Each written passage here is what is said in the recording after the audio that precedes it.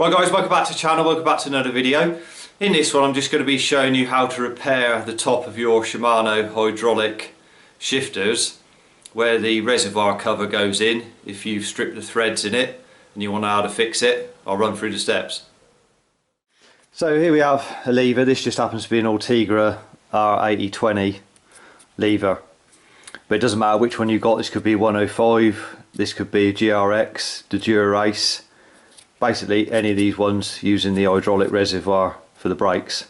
Now with the cap on the top there, reservoir cap, as you can see, what can happen sometimes is if you're not very careful when you're putting that back in, what can happen is you go to do it up and you cross thread it and then damage the threads in the body of the shifter. The cap there, the aluminium cap on top, you can purchase that separately, but obviously you can't replace the body of the shifter. So once that's stripped the threads out of it there, then usually what would happen is you're going to have to buy a whole new shifter. So if you've done it both sides, then you have to buy two new shifters, which cost you a lot of money. So what I'll do is I'll just show you how to fix that, so as you can carry on using your shifter again and you haven't got to buy a new one. What you've got to do first is, I'm just showing you with a shifter like this off the bike, just to make it easier to show in front of the camera. If yours is on the bike, first thing you want to do obviously is go down to your caliper and then undo your bleed nipple as you would, and then just pump out the fluid, so it pumps the fluid down so you can work on it. Then undo your three Torx bits there and remove the cover off the side like that, and you've got your bladder inside like that. So that's that. And then what you've got to do is make sure you've thoroughly cleaned out around where the hole is in the top. Doesn't matter so much about down in there, just make sure that it's clean. Stick a bit of paper in there and then make sure you clean that off with a bit of brake cleaner or anything like that, just to wash that off there. Just spray it on there and give it a clean round, because that's got to be nice and clean and no oil on it of any kind, otherwise it won't bond later on when we go to put a new section in. So now we've removed that, obviously you might have a bit of threads left in there that's like cross threaded.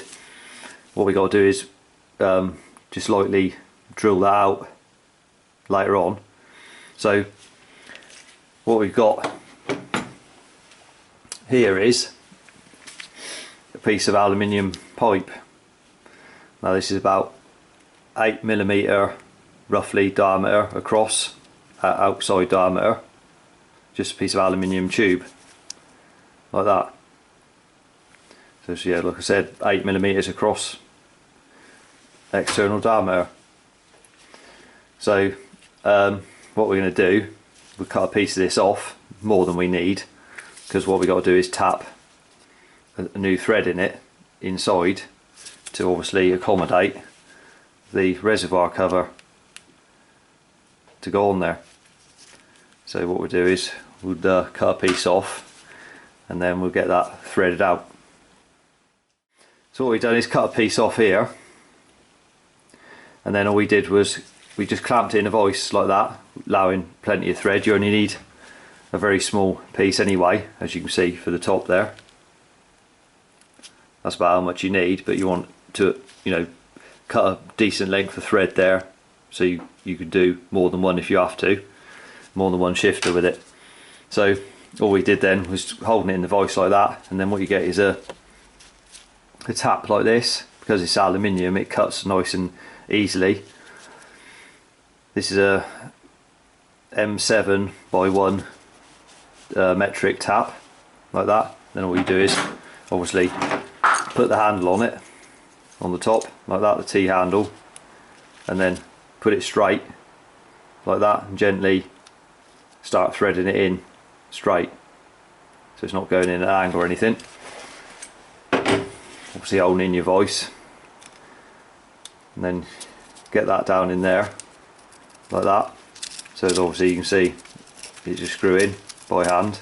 You might have to run it up and down a fair few times to get it nice and smooth, and then like that is, so you can just run it in and out by hand like that.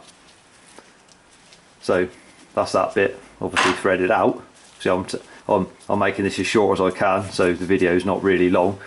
So then what we'll do is we'll cut this down to the desired length. It doesn't have to be too long, obviously, because inside here you don't want it sticking down too far. It's got to be like the width of this piece at the top here, because you can stick down a little bit but not too much, because obviously you've got to put that back in, your bladder in and everything, and your fluid's got to go in the top, so you don't want it interfering with this part of the bladder there. It sticks across like that, across the hole nearly, so just wants to be cut down to that width there. But before we do that, with this tube, if I hold it up on there, it's not going to quite fit in there, so we just have to drill that out so as this is a nice fit in the top of there. So what we've done now is enlarge the hole there in the top to 8mm hole, so you can go like a 7, a 7.5, then an 8 if you need to make, just to put it out in small steps. And then with your piece of pipe there, you can just check that is a snug fit in there, like that. As you can see, just goes in like so. So we know that's going to go in there. So it's a nice tight fit. And then, see, because we've already threaded this out at the top there, more than we need, we can just check that screws on there like that. So that's on. So we know that's going to tighten up fine. And then all we do is just cut a small piece off here to match the width of that at the top, the plastic bit. Just go a fraction more if you want to, but make sure it goes there. So what we'll do is put it in so it's flush fitting at the top here afterwards when we install it. Right guys, as you see there, we got the bleed cup screwed onto it with the adapter, as you would have to bleed your road brakes. So that threads on like that. So as you can see, we just cut a piece off there, just held that in the vise, and then just cut a piece off the end like that.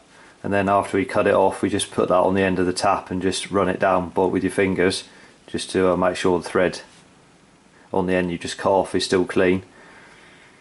And then what you can do is just obviously offer that up like that. You know it's going to fit in there, as you tried it earlier, so that's going to fit in there like that. And then before we fit it in, see, what we want to do is put a bit of glue around it before we put it in, and then push it down so it's flush. So you can use contact adhesive or epoxy resin, like a 2-part one that you just mix together to go off. And then obviously after you've fitted it, make sure you leave it to go off for the recommended time that the glue states. So leave it for plenty of time somewhere in the warm, so it'll dry off okay. So we'll get on, we'll just put a bit of glue around there and then we'll get that in.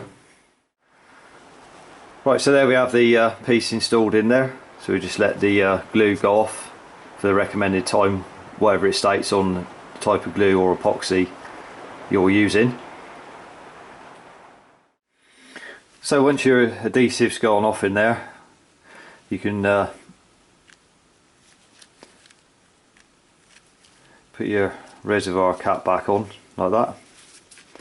So that go on there as it should, like that. Remember, just don't over tighten these, because they've got a rubber O-ring on them anyway, so all you do is literally put it in there. As soon as it stops moving, that's it. There's no need to over tighten them anyway, because it will just strip the threads out. So as soon as it bites on the O-ring, that's enough. So as you see, that's that fitted in there. So with regards to the tube I was using, aluminium tube like that, you can purchase this online. It's 8mm external diameter and 6mm internal diameter for that tube. So you can purchase that online in lengths. So if you found the video helpful, if you did, remember to give it a thumbs up, subscribe to the channel for more cycle related content. Till next one, ride safe and I'll see you then.